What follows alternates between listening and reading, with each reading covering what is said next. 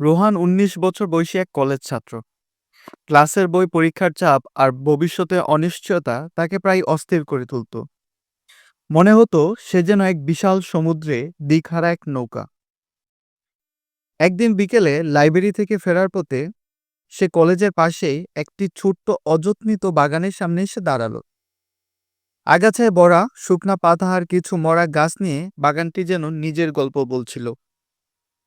রোহান কৌতূহলী হয়ে ভেতরে ঢুকল। হঠাৎ সে দেখতে পেল একজন বয়স্ক মানুষ সাবধানে একটি ছোট চারাগাছের যত্ন নিচ্ছেন।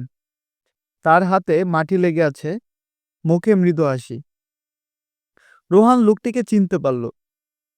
এ হচ্ছে তাদের এলাকার করিম চাচা। নমস্কার, রোহান বলল।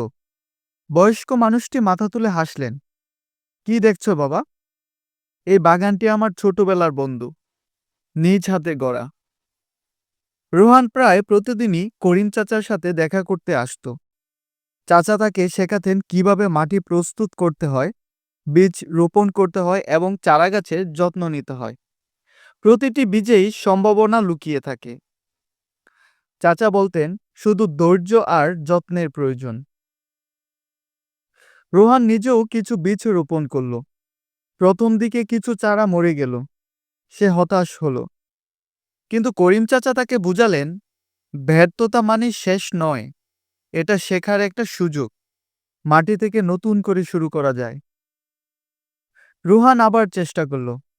এবার সে আরও যত্নবান হলো। ধীরে ধীরে তার রোপণ করা চারাগুলো বড় হতে শুরু করলো। ছোট ছোট ফুল ফুটলো, সবুজ পাতাগুলো বাতাসে দুলল। তার মনে এক নতুন আনন্দ জন্ম নিল। একদিন হঠাৎ এক প্রবল ঝড় এলো। বাগানের অনেক গাছ ভেঙে গেল। ফুলগুলো ঝরে পড়ল মাটিতে। রোহান খুব চিন্তিত হয়ে পড়ল।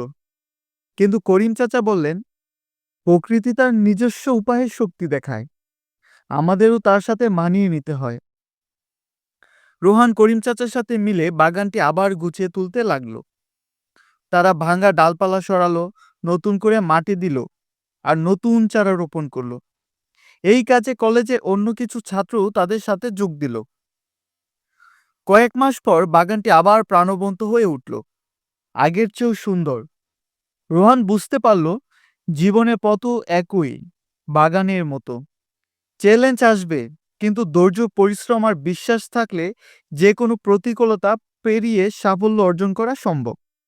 সে তার নিজের জীবনেও নতুন করে বীজ বুনতে শুরু করলো।